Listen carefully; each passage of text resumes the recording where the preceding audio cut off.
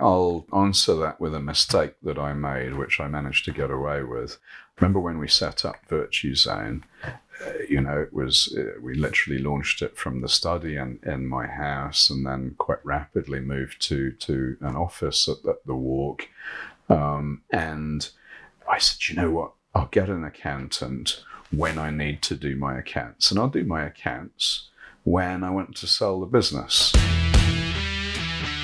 Welcome to Firegrinders, a show about innovators, entrepreneurs, and the stories behind the movements they built.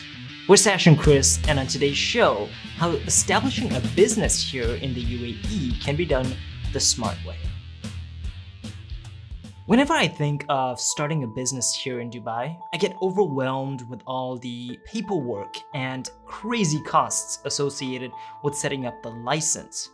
Which brings us to Neil Petch, who wanted to make it easy for anyone to set up a business here in the UAE.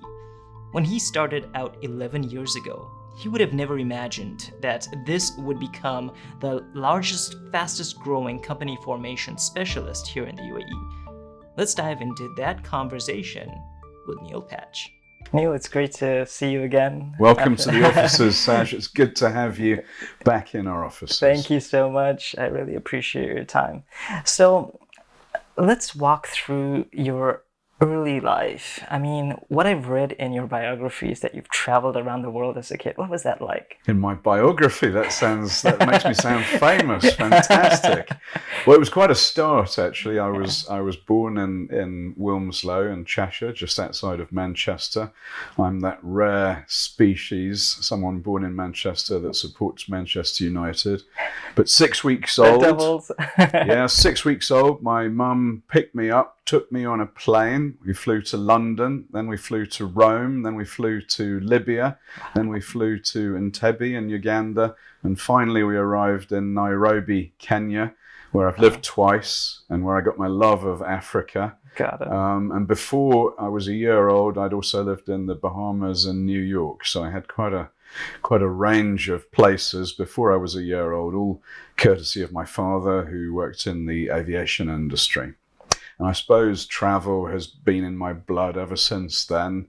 You know, our family, we lived all over the place by chance, a lot of the time in Africa, lived in Bahrain in the early 70s, and, you know, have always loved it and encouraged my children to do it, and indeed any of my staff as well, because I think it just teaches you so much. Of course. It teaches you to be worldly. I can't claim to be the most mature 53-year-old you'll ever meet, but perhaps one of the most worldly.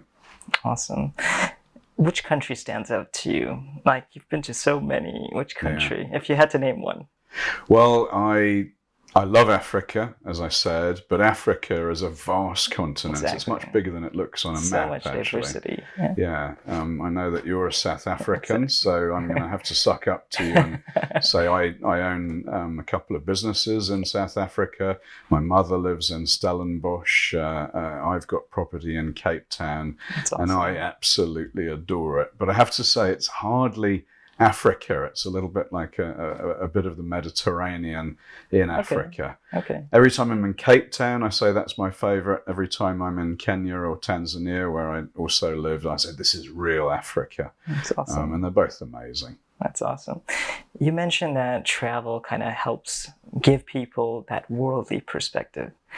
Can you think of anything that's helped shape you from your childhood travels? Yeah, I guess I'm an only child. Hopefully that doesn't come across too quickly, but because of my father's job, I used to socialize a lot. I used to be taken along to his events, and I'd learn from that it's very important to listen. It's very important to find a common bridge between you and the person that you're talking to. If you can express interest in them, then it's human nature that they're going to be more likely to be interested in what you have to say.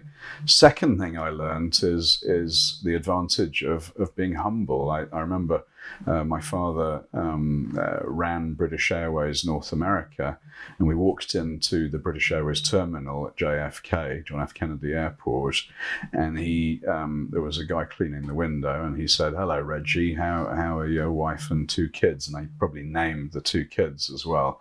And I saw the guy light up, and that has struck home to me from those days, that those people that you consider to be perhaps not core to your business, they really are, and everyone has an effect on everybody else. And so I've always tried to instill that ethos in the company that we work for. And actually, these COVID times that we have now, it's never more important.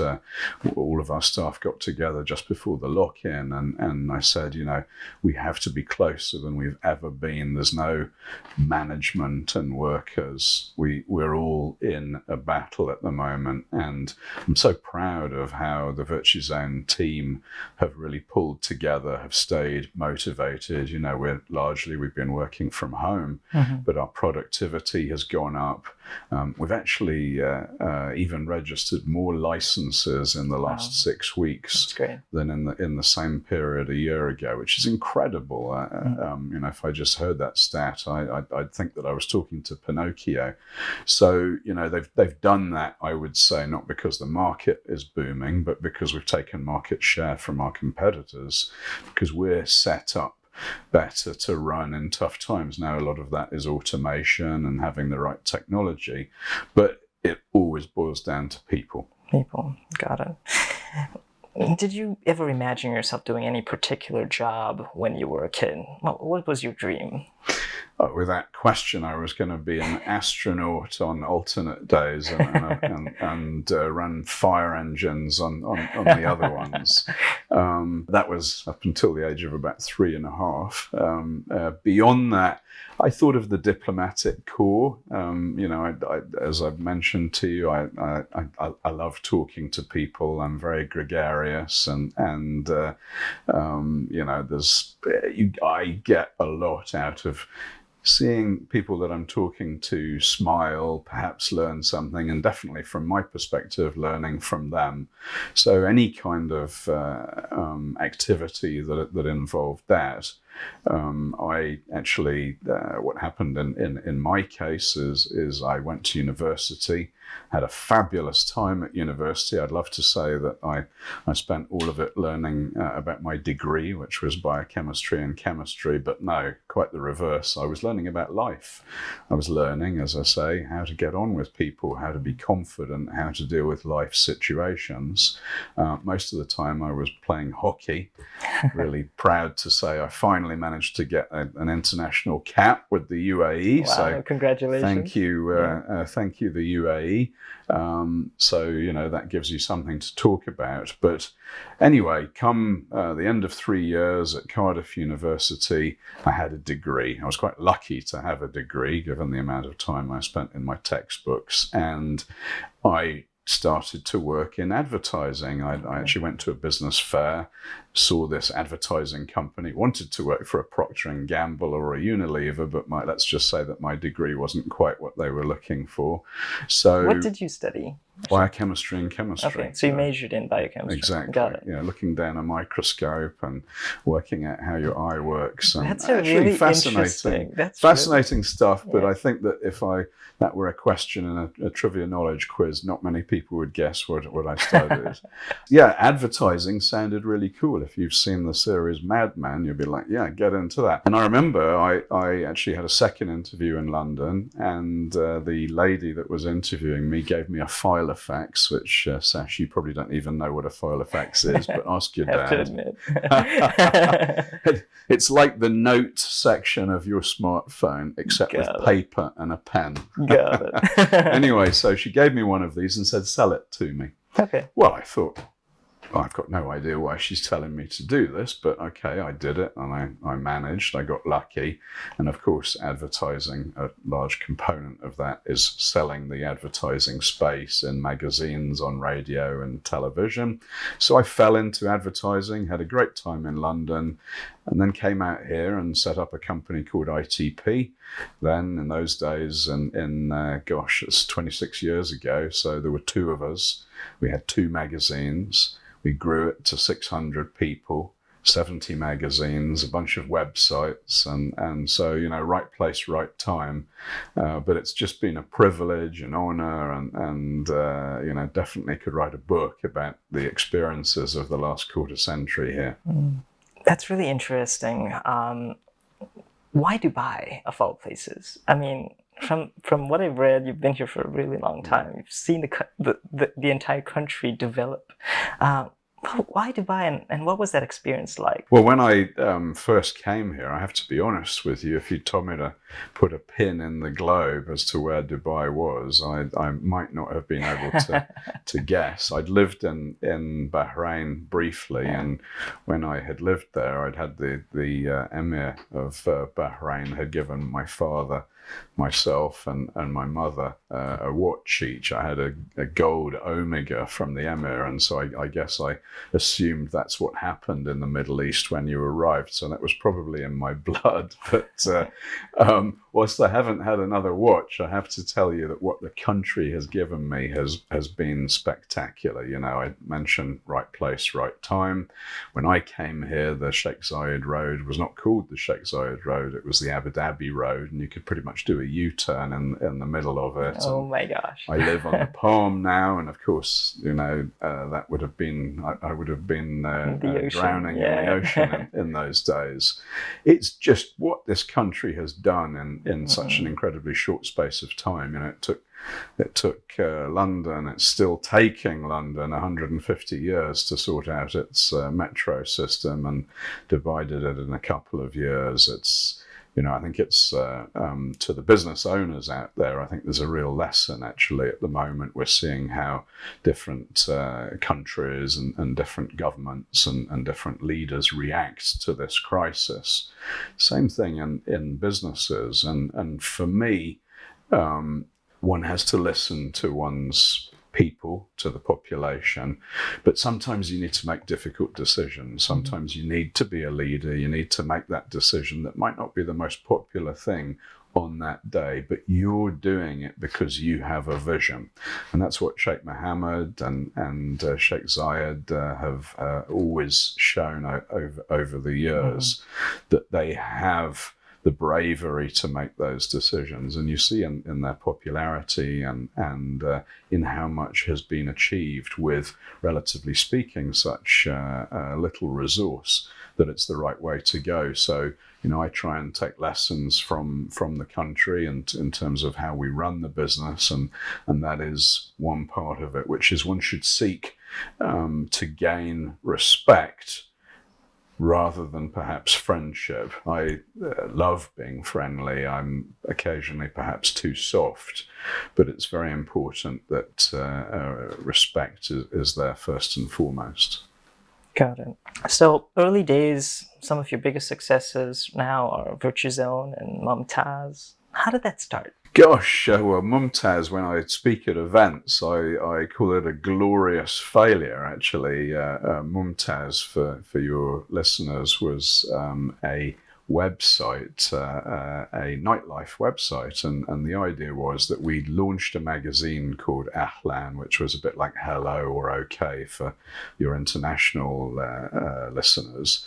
So we'd take pictures of you at a society event, and then we'd say, what's your name? You'd say Sash, and we'd write it down, and the picture would come out next to hopefully Tom Cruise or Nicole Kidman, and your name would be spelt perfectly. Now try and do that in a nightclub at 2 a.m. with the music blaring. It's not so easy. So we were trying to work out, this is pre-Facebook, how we could get you to write your own name on your photo. This was, we'd call it tagging now. Well, tagging as a term didn't exist then. So we had a development team in Bangalore who were working on being able to get people to tag their own photo. Wow. And we were so close to achieving it. Mumtaz had branches in Dubai, Abu Dhabi, Beirut, Singapore, Rio de Janeiro, and Moscow. Wow. So we were going, you know, we had a global business, having quite a lot of fun with it because it was in an interesting industry. And we were so very, very close. And because we were so close, we kept on going. And that taught me a lesson, which is it wasn't my main job. It wasn't my main source of income, but it was a kind of bit of a passion project. But I didn't throw myself into it. I didn't focus on it because I didn't have to. So I ended up spending a whole heap of money. And it failed, but it it taught me how to deal with failure. It taught me to focus, and it's given me a story to tease myself anytime I get too big for my boots. Yeah. So that was one of the first things. Definitely ITP was an amazing journey to launch all of these magazines, to launch Arabian Business as a magazine, and a whole variety, a slew of magazines in different industries. To launch, again, one of my greatest friends is Ian Fairservice, the owner of Motivate, and he had a monopoly, and in the consumer sector he had What's On magazine, and we launched Time Out against him, and we were petrified. And that's another lesson for business owners. There's always a niche that you can find. If you think, everything's done, no, there's always an opportunity. And right at the moment, for business owners, these difficult times do give us opportunities, whether it be, investing in bread making equipment or anything to do with garden or household furniture. There are things that people are going to be spending more money on. And if you have an existing business that has operational excellence, then you're going to be very likely to be able to take market share. And when the bounce comes back, and it will, you're going to be in an ideal position to come back infinitely stronger. But manage your cash.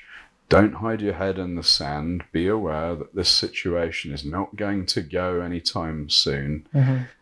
Plan for it, hope for the best, assume for the worst. So these are all lessons that I picked up along this way. ITP was, it brought us a huge number of fascinating people, standing next to Imran Khan, the now leader of Pakistan, as he kindly helped us do a charity event at Nad Al Sheba, playing golf with Sir Alec Ferguson, being interviewed by Piers Morgan. These are all things that kind of makes the head swell for someone that likes the sound of his own voice. But, it also does teach us that celebrity is a form of marketing. And at Virtuzone, it's very important to us that our customers know us and trust us. And there's a lot of options out there if you want to set a company up. So we want to make sure that we are, that we're the thought leaders. So if you think of entrepreneurship, if you think of wanting someone to invest in your business, hopefully we're one of the first brands that springs to mind. Yeah, let's actually focus on that a little bit. Assume there are entrepreneurs out there, people wanting to just start up, specifically in this region. What are some of the most important considerations? Well, the first thing I'd say, you'd imagine I'd say, get a license from Virtuzone. The first thing is don't jump too soon. Yeah.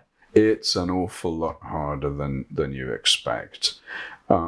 Great thing about the UAE is incredibly entrepreneurial. We are, if I can generalize, a typical Englishman is not as entrepreneurial as the society that I moved into here in Dubai, which is brilliant Sindhi mines, amazing Middle Eastern mines, and it's that whole smorgasbord of entrepreneurs. When you're working in your current role, start to look at things, and you are able to do both. And you know, as humans now, we spend so much time vacuously looking at our Facebook or Instagram. Put a bit of that time into bettering yourself, whether it be a language, whether it be a skill, or whether it be launching a business or investigating it. So when you're investigating it, to come back to your question, you know, research it, find friends, find mentors, perhaps, you know, in the family or your parents' connections, and go and ask them, because people don't mind being asked as long as you're polite. If you don't ask, you don't get. So, you know, find some connections that add strategic value, that can tell you what to do, and very importantly, what not to do, because the biggest way that you can make money is save money by not throwing it down the loo. So that would be my first piece of advice. Once you've done your research, then it's, you know, it's always that juggling act between wanting to do it all yourself, wanting to have 100% ownership, and diluting, bringing in both money and hopefully strategic support. And if I were to generalize, I'd say to you, go for the latter. Don't hold on to it, because cash is king. Cash is incredibly important. And secondly, if you're running a race, don't run with one hand tied behind your back. You might happen to be, for example, brilliant at getting on with people and selling, but you might be disorganized. I'm speaking about myself there. Okay, so when you're recruiting your team, don't look for someone you like. Look for someone who has complementary but differing strengths to your own. So that is incredibly important.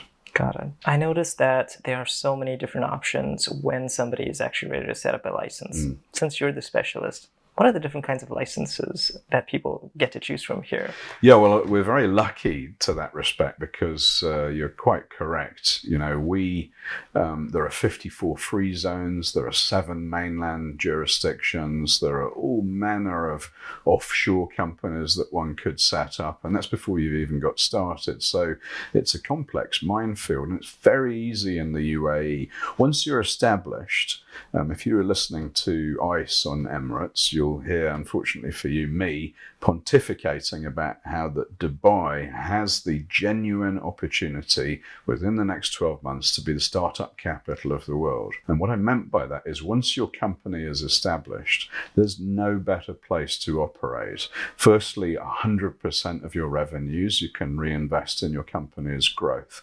Secondly, there's a great pool of brain here. So recruitment wise, it's very good. People feel safe. People have a good lifestyle here. People stay. They don't jump between companies. So as an entrepreneur investing in your business, there's a lot of ticks in boxes that make this a very encouraging thing for you. But the actual initial setup of the company in the UAE, it costs more than it does, for example, in the UK or America, and it can involve quite a bit of paperwork, and very easily you can choose the wrong license for the wrong activity and have gone quite a bit of a way down the road and end up having to reverse and start again. That's where companies such as Virtuzone come in. We're a little bit like Carrefour. You know that if you go to Carrefour, you'll be able to choose all the best products that you want, and you'll be able to buy them at an extremely good price. Same thing with us.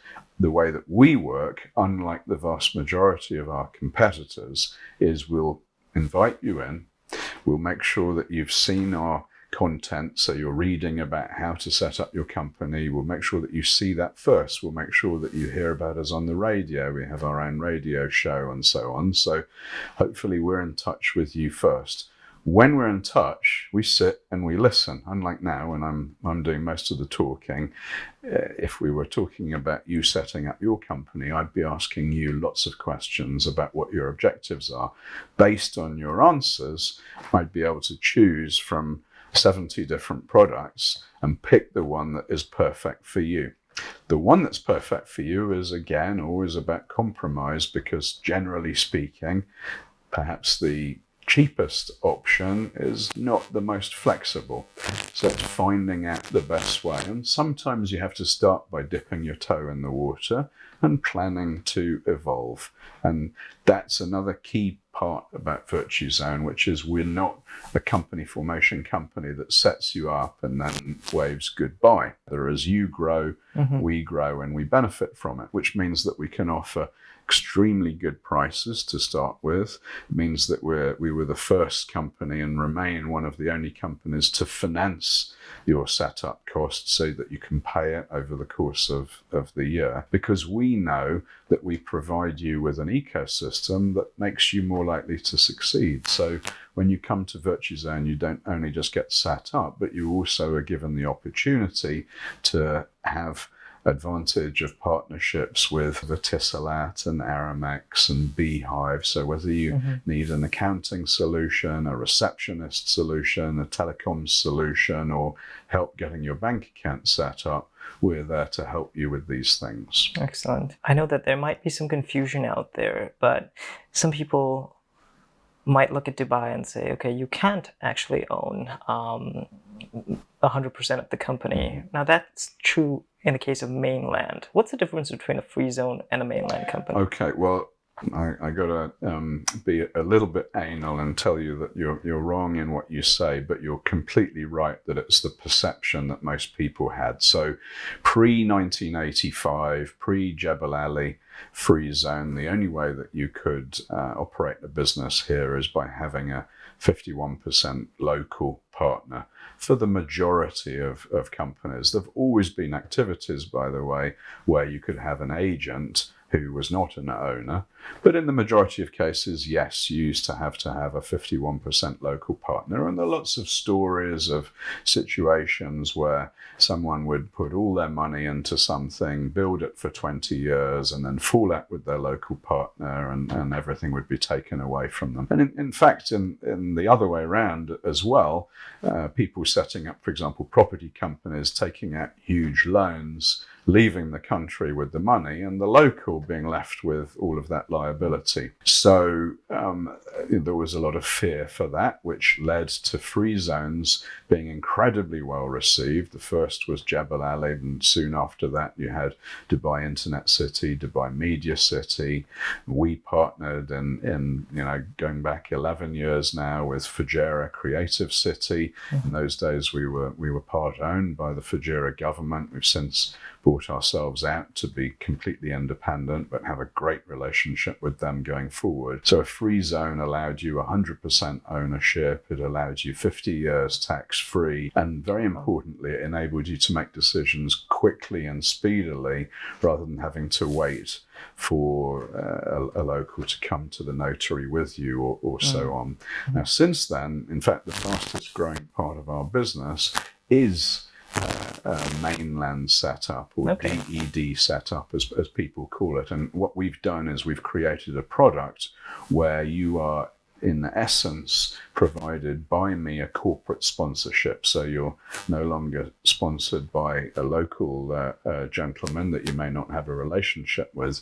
You're sponsored by our company. If you're not happy with our company's services, you can sack us with an email, and you are 100% protected from any financial wrongdoing. So if you choose to leave, then I have no claims on any of your profits at all. So that's something that is recommended by all the major law firms in the region. It's recommended by DED themselves. We're partners with Dubai FDI and Chamber of Commerce. So that gives people peace of mind, but it does give them access to, I think there are something like 3,500 activities in DED that cover absolutely everything. So, for your listeners from other countries, you simply would not be able to run a restaurant in the center of Dubai using a free zone license. Got it. Unless it happened to be in DIFC, for example, which is a free zone by itself. So there are certain activities where you have to have a mainland license. You don't need to have one guy sponsoring you that should put the fear of God into you anymore. Got it.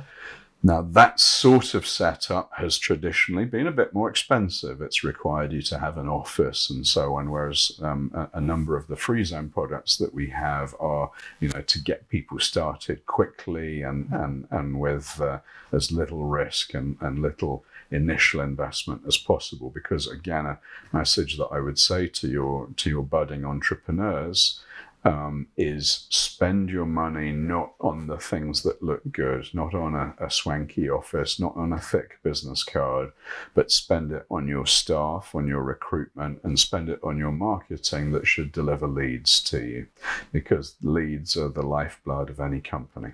Exactly. That's a great segue, actually. Let's talk about employees. You've built so many successful companies. Of course, employees are kind of like the core to any business. How does somebody get started with recruiting here in the Middle East, and more specifically, if they don't have any capital? Yeah, I think the first thing is having the right attitude, and I know that for someone who has made it in business, it's easy to come out with these glib comments, but right from the early days, I was confident enough to want to surround myself with great people, want them to flower, be proud when they flower, be proud when they do well. And we have an ethos in the company, which is that we should always be pushing at the boundary. We should always be seeking to innovate.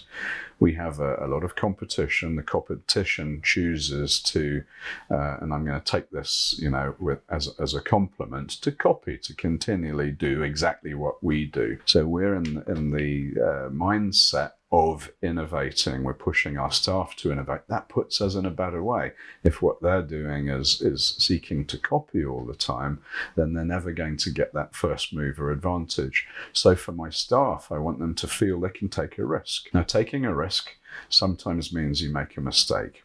It's human nature when a mistake is made for everyone to say, well, it's his fault. Mm-hmm. We don't want that. We want people, because if it is like that, then why would people take a risk? They'll be CYAing, as we can politely say. So our ethos is, if a mistake is made, it's not one person's mistake, it's our team's mistake, and we cover for one another.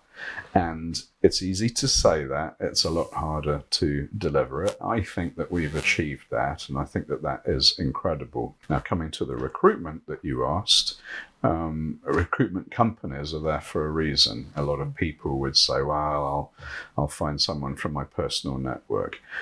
Spending 5,000 dirhams extra. I mentioned to you before, spend your money on your staff, not on your office. 5,000 dirhams to get the right salesperson, to get someone that's 10% better than someone else, is the best investment that you'll ever make. Got it. So, use a company that is professional at casting the net, doing a lot of interviewing for you, because you're presumably incredibly busy doing your day job, so you don't have time to see 30 people. You might think that you're saving money, but you're not. You're wasting time. So, really invest in recruitment, in getting the right people. It's a false economy to try and save money there.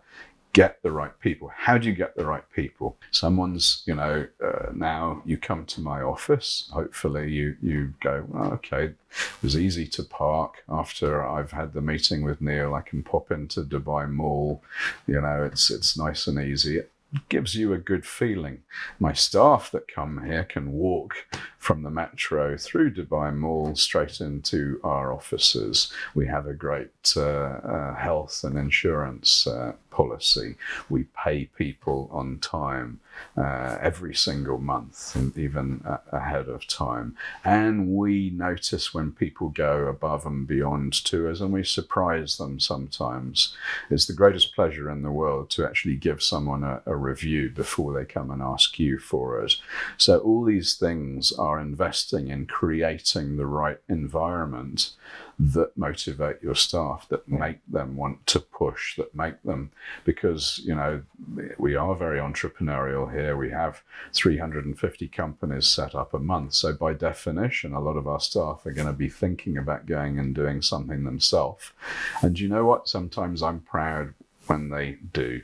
As much as it saddens me that I lose a great member, the way that I react to that person shows everyone else that I enjoy it when people do well, and it means that the atmosphere is even better. So that's so important. Look long term. Yeah.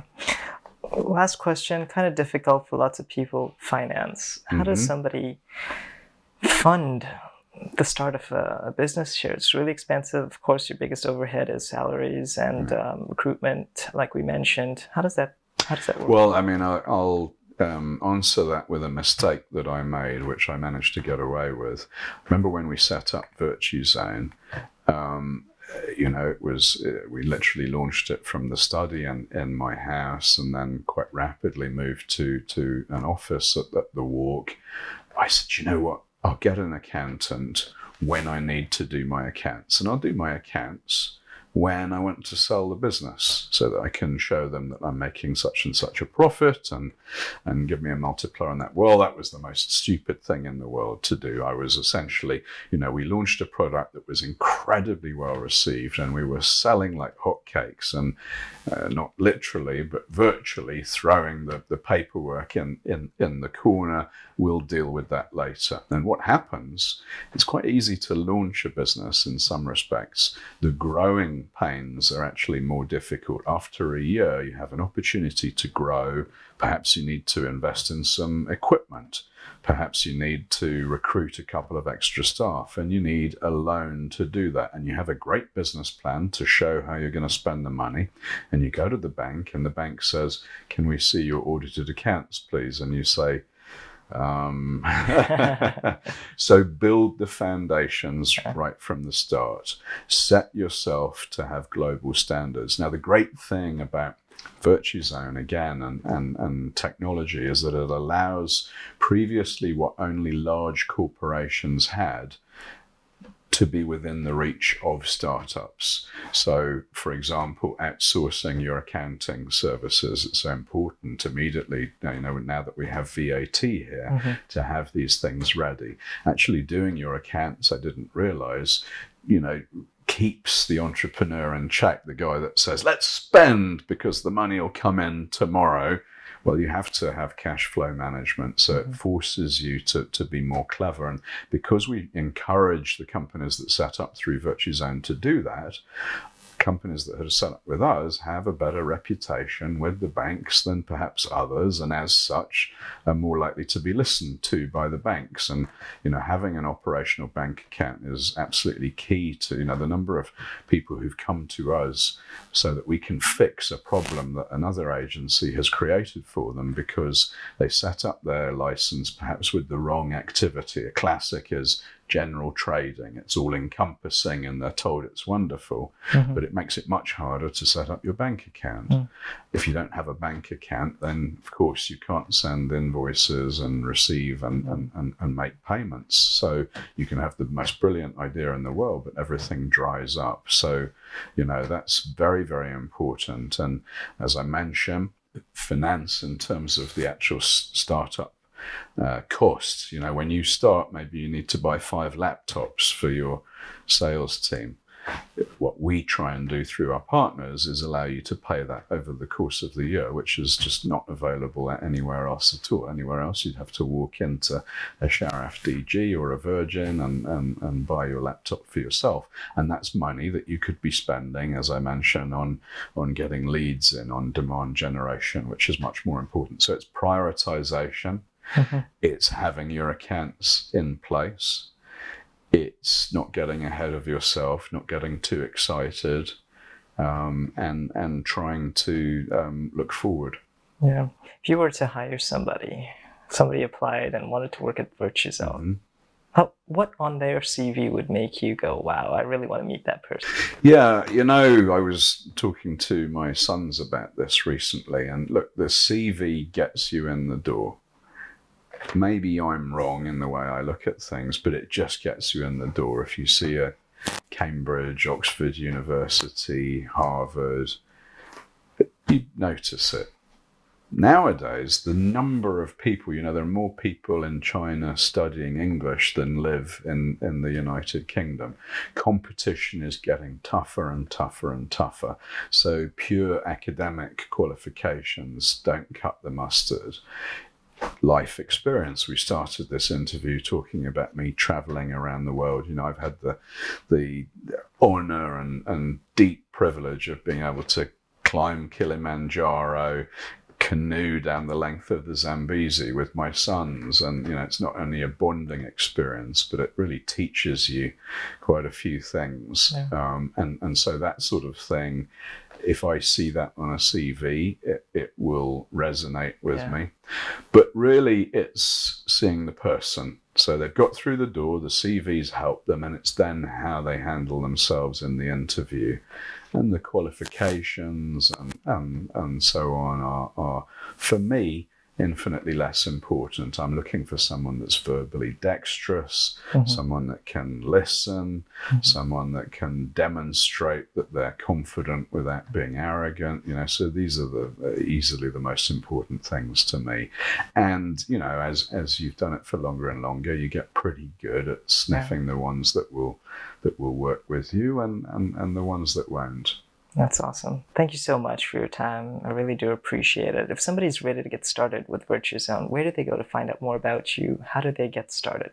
Well, you did a pretty good job, I've got to say, Sash. So the first thing I would say is, guys, be set up before you want the job. So use the likes of Blue Brain, right? So we've got to look after each other here.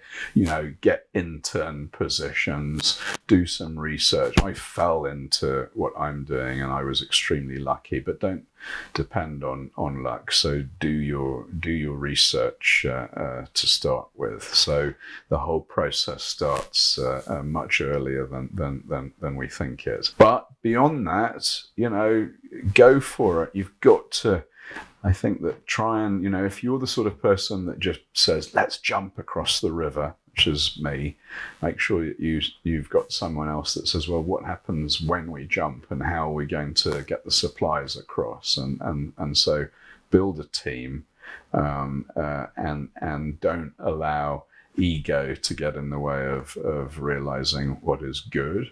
But also stand up for yourself. It all depends on our attributes. I'm perhaps overly polite, but the other side of being overly polite is you don't tell someone something that they need to know. And if you don't tell them, how can they improve? So be able to analyze yourself, be confident in your own abilities, but aware of your weaknesses. For those of our listeners who are ready to, of course, start their businesses, where do they go? Do you have a website? VZ.ae. We have very few websites just with 2 letters, victorzulu.ae. And we're on all the social media as Virtuzone. We're all over all of those, and increasingly more and more of our leads come from there. And of course, if you're in Dubai, please visit us in our offices. We serve a mean coffee when we're allowed to, and we're right next to Souk Al Bahar and Dubai Mall, so not the worst location in the world. But Sash, thanks so much for coming in, and very best of luck with your venture, by the way. Well, ladies and gentlemen, Neil Petch. Thanks, guys. And thank you for listening to the show this week. You can subscribe wherever you get your podcasts or on firegrinders.com. It's now time to hear what you're building. Send us a tweet at Firegrinders so that we can feature your story at the end of next week's episode. Our show this week was produced by Blue Brain Media and edited by Chris Fair. Thanks also to Virtuzone for making this interview possible. We're Sash and Chris, and you've been listening to Firegrinders.